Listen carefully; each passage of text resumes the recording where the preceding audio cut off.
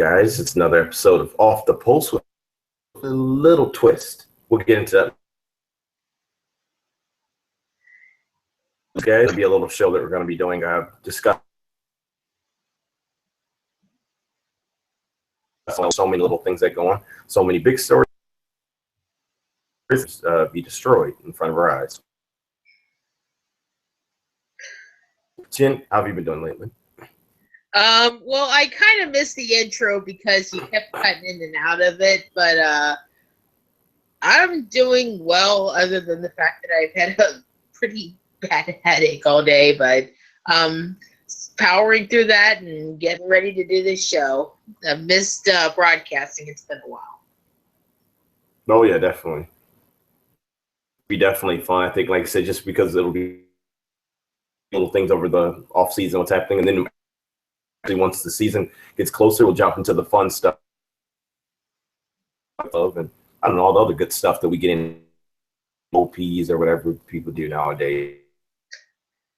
First things first, if you do want to say anything to us, use the hashtag WhatSoTalk, and you can also use the hashtag U20s because we're going to talk about them in a second, like right now. So we're going to talk about how the U20s flamed out a bit. I guess we'll just jump into it with you, Jen. Thoughts, comments, especially concerns. Well, I mean, this could apply to the U17s as well because they flamed out just as badly, but I don't know. And this is across all levels. You know, the senior team bombed out at the Olympics, but yeah, it's just watching them. I don't know. Part of it was being tired because they were on at bad hours for U.S. fans being in Papua New Guinea, but just every time you saw them, they just looked lost. Like whatever it is that French was planning, it either wasn't getting through to them or it was just not working for whoever they were playing. It was basically, let's defend, and then if we ever get the ball back, let's get it to Hugh and put the entire team on our shoulders. That is not a successful team. The days of having a defend, and then having a lone target, those days are over. We suffered through that long enough with Wambach. I don't want to go back to that. And that's basically the way they're playing. It was a mess. And, you know, the last under-20 team was a mess. And a large part of that has to go on Michelle French's shoulders because in 2012, when Steve Swanson was the coach, now granted, the 2012 team had what was a pretty stacked team, and this year we didn't have quite the same level of talent. But even back then, there was a clear game plan. Swanson had a clear game plan for what he wanted to do, because in that tournament, they lost pretty handily to Germany in the group stage. And then when they got to the final, it was a completely different plan. He learned from his mistakes. He figured out a new game plan, and it worked, and they won. You know, that the goal that we scored to beat them was the only goal Germany had given up in that tournament. So, you know, he showed that he was able to take a game plan that didn't work and adapt it to one that will work. I haven't seen that from French in 2 under-20 World Cups. The team just looks bad.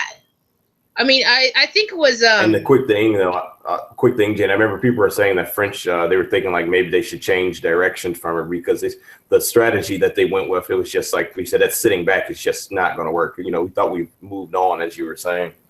But yeah, no, I think it was John Halloran who tweeted out the shot numbers. Yep, they're ridiculous. So lopsided. Well, we did outshoot New Zealand when we beat them, but other than that, it was like getting outshot by 20 or more. And I realize that you can have a lot of shots and still lose the game because you can't put them on frame or because the goalkeeper is having a lights out performance. But when it's game after game after game of just sitting back and absorbing pressure, and letting the opponent wail on you in the hopes that your goalkeeper will bail them out. That is a strategy we see for these lower ranked teams that the U.S. often plays in qualifying in these victory tour games. This is not a strategy that I want to see in the U.S., whether it's the under-17s, under-20 senior team, whatever. I don't want to see it. We have the biggest talent pool in the country. We put more resources into our women's teams than any other nation. There is no excuse for why the youth team should be playing so poorly. Mm-hmm. So, I mean, it has to come down a lot onto the coaching. And I say this with a slight, in the interest of fairness, I will say that, there were a lot of players who didn't make themselves available for this particular under-20 team because they would have had a redshirt a season in college, and they didn't want to do that because, that's scholarships. They don't want to put their potential professional careers on hold for a year to chase an under-20 title. And quite frankly, if a player that decided not to do that, I don't blame them, because that's where they're funding and whatnot. That's where that's coming from. It's coming from college. It's not coming from the youth teams. So the fact that we didn't have a lot of players, I mean, the entire Stanford team said, we're staying with Stanford. And it wasn't just Stanford. I mean, there was a player from Texas A&M who was one of our best players in qualifying, took one look at that redshirt requirement and said, I'm staying at Texas A&M. So that makes sense. Yep. So we didn't have quite the same level of talent that we would have had ordinarily if maybe this tournament had been held in the summer, where there wouldn't have to redshirt. I mean, I don't know if it was just for this particular U20 tournament or if it's going to be a thing going forward. I hope it's not a thing going forward. Right. Just because it was during the College Cup, they said pick college team or U20s. So yeah, that was a problem. And the under-17s are a little bit more of a crapshoot because U.S. hasn't had a lot of success. They haven't won that tournament. The best they ever did was a runner-up finish in 2008. And a lot of the young talent that we're now seeing, the Crystal Duns and whatnot, they were at that tournament. So, I mean, and again, you look at some of this past under-20 list of teams that were in there, and it's teams that would never have made a U20 or a senior tournament. So it's a little bit more of a roll of the dice than it would be for the U20s or the senior level. So, but still, that's no excuse for how poor they've done under Snow, who was poor at UC. Not UC, UCLA. God, I can't even get my colleges straight. UC. He was. If you watch his UCLA teams, they were just awful. I mean, he had so much talent, and he just didn't know what to do with it. And then Amanda Cromwell comes in to replace him, and boom, they win a national title. So it's. I mean, I don't know if it's just talent is slipping through the cracks because, I mean, you look at Mexico, which outplayed the U.S., a lot of their talent is American-born, and they just either slipped through the cracks because they couldn't afford the expensive youth systems, or the American coaches didn't value their talent. So I think the coaching system has to change, and unfortunately, I don't think that's going to be the case because, Jill Ellis, April Heinrichs, French Snow, they're all buddy. They won't. It's just. I think the entire coaching system needs to go. Not just Snow, not just French. I think Ellis needs to go. I think Heinrichs needs to go. I think the program needs to move in a different direction, and I don't think it's going to happen. But maybe lack of success of the youth teams and of the senior team might be if it doesn't make it happen, at least it'll be a bit of a, maybe put them on a little bit more of a hot seat. So it was just, it was a disaster. I mean, if you compare our style of play to what we saw from North Korea, who won both the under-17 and the under-20 tournament, first time that's ever happened, where one team wins both in a single year, or Japan or France, they have a distinct style that actually works. We don't. Right. And until we get that style, I don't think we're going to have success at the youth levels anymore. So... No, I agree with that. That's what I was thinking about with Japan. So it was a disaster. I think then there needs to be a rethink, because this pay-to-play model, it's not working anymore. And unless they want the U.S., maybe they do want the women's team to start tanking so they don't have to pay them money. Maybe, maybe not. I'm not saying one way or the other, but... A theory slipped through. Oh, did I say all that out loud? So, yeah. It's but no, actually, to your point, I wanted to say real quick about how we, like you said, it shows that it wasn't just like one of those games where, we got dominated. It was actually a trend. Mexico 4 to 15 shots. Korea, they said, just dominated with 17 to 25. Then it got work. It just for their opponent. Japan 3 to 29. They said just dominated the whole game. Just that style that Japan plays. Just what you're saying about style. It's like a big thing, and I feel like the Japanese right away with their teams, they just put instill it into their players and just move it up to the youth. For us, it's like, what are we doing right now? So. But I will say one thing. It's if you watch that semifinal, I am surprised some of the players that played in that semifinal went on to play in the third place game, because Korea DPR was just dirty. I mean, yes, they were the better team. I will freely admit Korea DPR were the better team. They deserved to win that game. They outplayed the U.S. But some of those shots were just so unnecessary. I mean, there was one that a shot that Caitlin Murray tweeted out about an intentional headshot straight to Ashley Sanchez that didn't even get a card. I'm like, how is that not a straight red?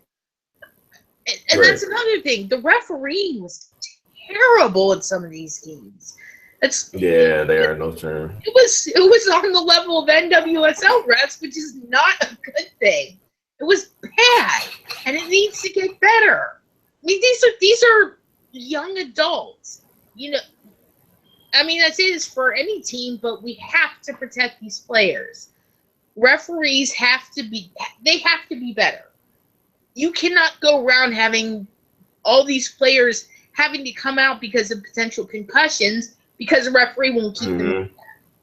Because, it was so sad. It was so sad. That's a big point, though.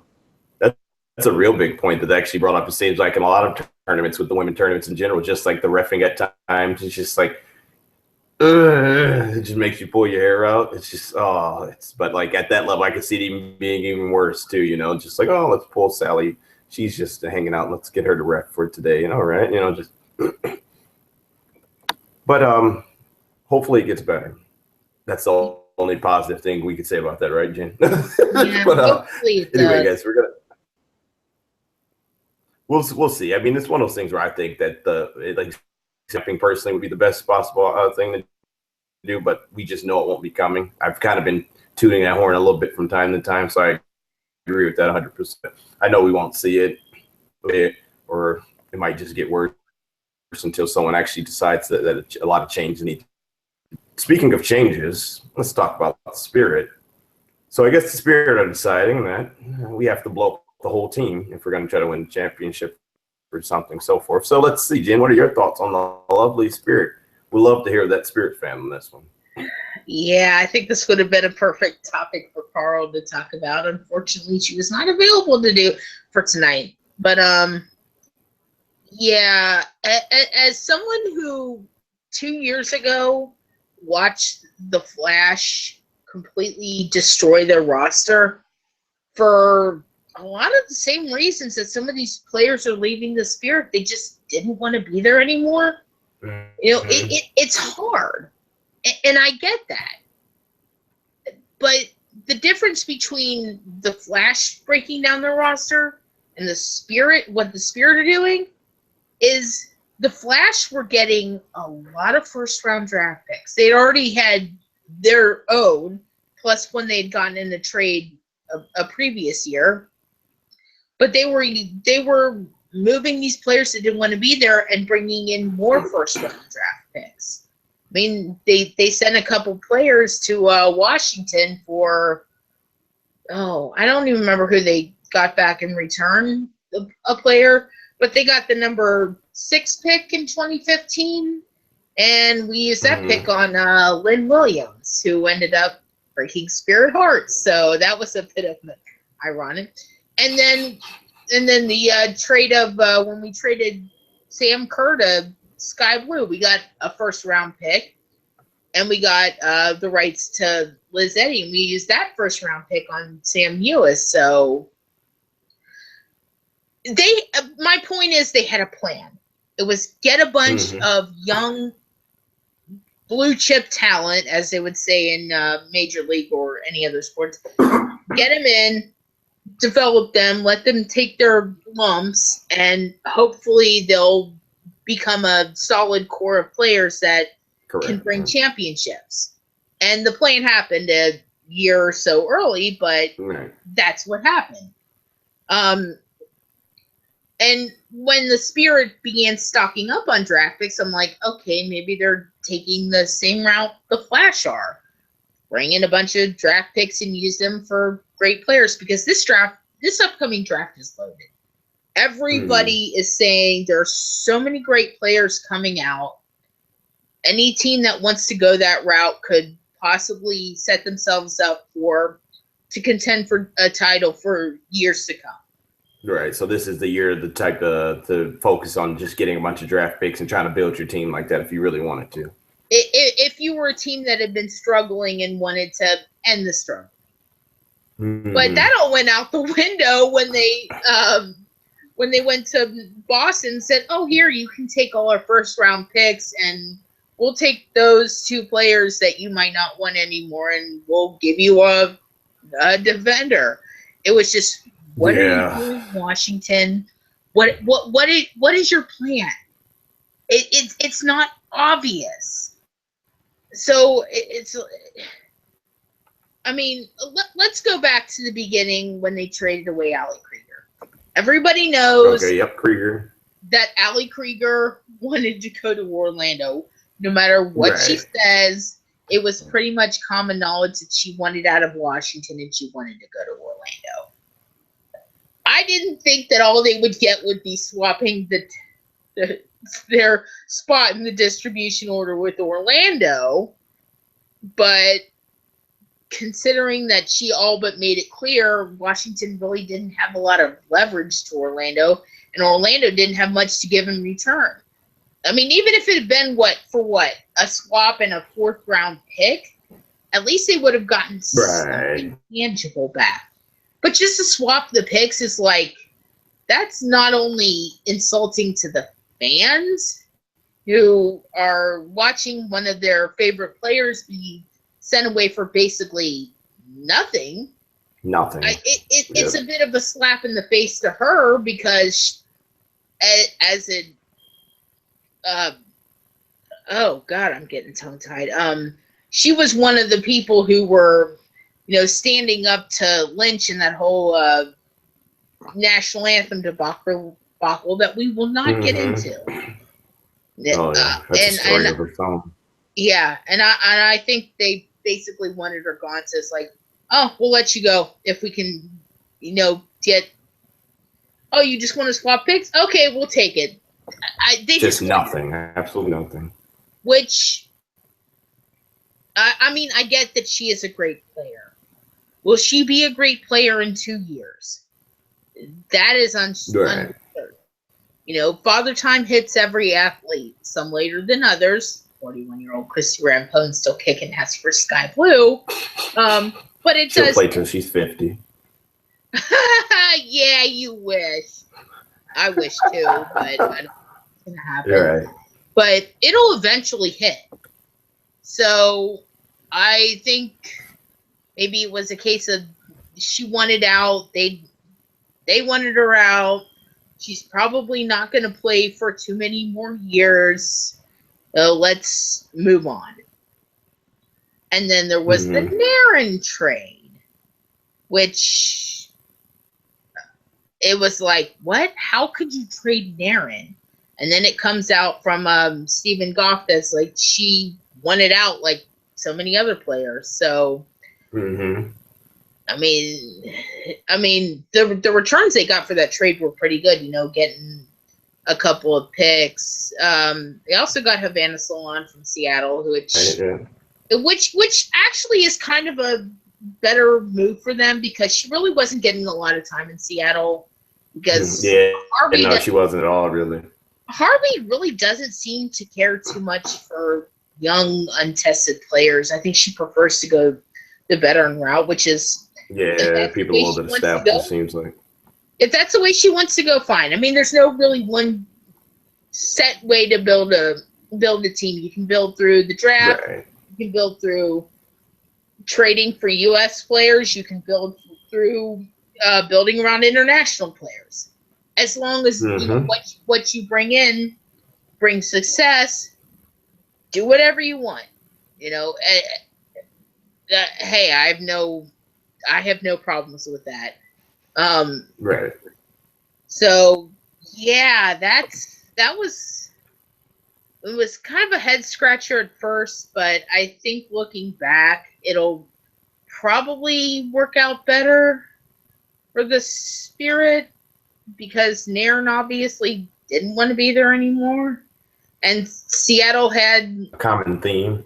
And the other piece they got is a keeper. They got the rights to Schiffel, who, you know, now they can use a goalkeeper, but that's But yeah, I mean, and Seattle's got the thing with Hope Solo. You know, who knows what she's gonna do, and Ellie Kottmeyer's a competent starter, but I'm not terribly sold on Andy Tostanovsky as a backup. I don't think she's quite the caliber for NWSL. So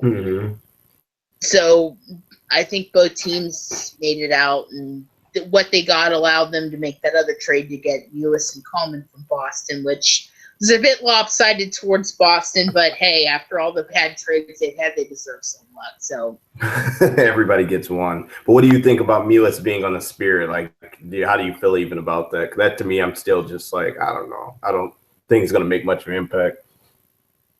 I think it might actually work out in her favor because it looked like she had been kind of stagnating in Boston.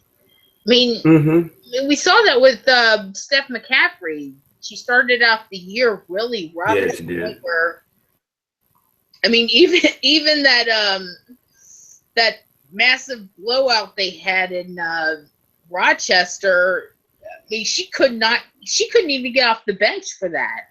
That shows you how far she had fallen out of favor. And then she goes to Chicago, and her game instantly picks up. So I think for both Mewis and for Coleman, who they also got in that trade, I think moving to a different environment, regardless of how toxic that environment seems to those of us on the outside, I think it might actually get them out of the kind of rut they had been in Boston, and maybe they'll, maybe it'll help them out. So, yeah, we'll see how it goes. And they haven't completely lost everybody. I mean, they have a couple injuries. Tedesco, who knows if she's going to be able to play any part of next season, because those injuries usually take a year to recover from. And by that point, the season will probably be over. Yeah, that one. They did re-sign Fran Ortega. We got Tori. Yeah, and I like her as a player. Yeah. They've got some players that they brought back. But with all those, and then there's rumors that the entire Canadian contingent, LeBay, Matheson, Zadorsky, there's rumors that they might be leaving. So that's going to be another mess right there. And then we all heard the rumors about Crystal Dunn's looking to go to Europe. Whether that's because she actually wants to go to Europe, whether that's for, putting pressure on the Federation for the CBA negotiations, like another move that we won't discuss at this time is rumored to be about.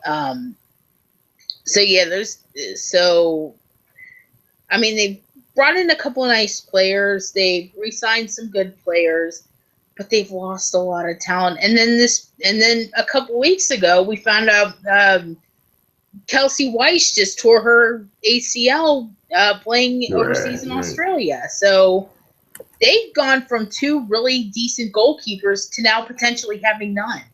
So that's something that has to be sorted out. And we haven't heard any moves from them lately. So I don't know if they're looking overseas. I don't know if they're looking at more trades. I don't know what their plan is. And if I were a Spirit fan, I'd be very nervous about this upcoming season. From the looks of it, everyone else has pretty much stayed the same. New York, Sky Blue, one or two other teams. Some teams have made other huge changes, Boston being the big one. Right now, if I were to bet, I would say they're probably the favorite to finish last. But we'll see what happens. We'll see what happens when the rosters come out before next season. That's true. That's the only thing we can look forward to. Yeah, but right now, it's not looking good. And it might get worse if the atmosphere doesn't change. If maybe it's Bill Lynch that needs to go. I don't know. So it's really to me a thing of like what direction more so than anything else, as you've been saying. That's been the key word, because I just don't know what they're trying to do. As the team, like you said, set up right now, I don't like it, but it's like, do you have a plan? Because it really doesn't look like one. And if you do, then thank you. But it really doesn't look like you can even guess. Usually you can guess which direction the team going. We can't really guess. That seems a problem, June. I won't disagree with that. You see every other team. Houston's made a couple moves, beefing up their 1 weak area, which was central defense. They're looking to strengthen that. Seattle's got to strengthen their midfield because they lost both Keelan Winters and Kim Little. Winters to retirement, Little going back to Arsenal. So they're making moves to strengthen that, although they do still have some things to do. Portland kind of sitting back a little bit. I don't know if that's going to be a good thing or a bad thing. Flash not doing anything. Again, I don't know if it's going to be a good thing or a bad thing. Kansas City kind of sitting. I could go through every team, but some teams have been sitting pat. Some teams have been making huge moves. It's going to be interesting to see what these rosters look like when they're finalized before the season. So, but yeah, Washington, get your lives together, because it's sad watching you self-destruct like this. And it's almost like, it sounds like at this point it might be better to sit pat than to make just stupid or trades that don't look like they're going to actually help the team out. So I'm happy with teams sitting pat right now. Just hold off. You still got time. But they put themselves kind of in a hole almost from some of the stuff they did. But all right, we'll definitely be following them to see how that story unfolds. But other than that, that's really everything we had for this show. How was that, Jen? This little bi-weekly little thing, off-season episodes. What do you think? Oh, I like it. It's nice little half an hour thing before everybody goes back to work on Mondays. So hopefully we can provide half an hour of entertainment for our lovely listeners, viewers. Right, definitely. And I definitely got to jump on and like get some OPs and stuff, do little things like that. The off season's kind of like a drag. So I just can't wait for the season So we'll get more, maybe an exciting story, something happen, barn fire, something like that. So we'll see what happens soon. Other than that, you should see us. Let's see. Well, I'm guessing if it's bi-weekly thing, well, we'll have to maneuver around Christmas and see a better time. But you will see us again sometime. I promise. Yeah. All right, Jen. So we wave and we tell them goodbye, and we'll see them soon, right? Bye-bye. I've tried to wave, but I can only use my left hand to press all.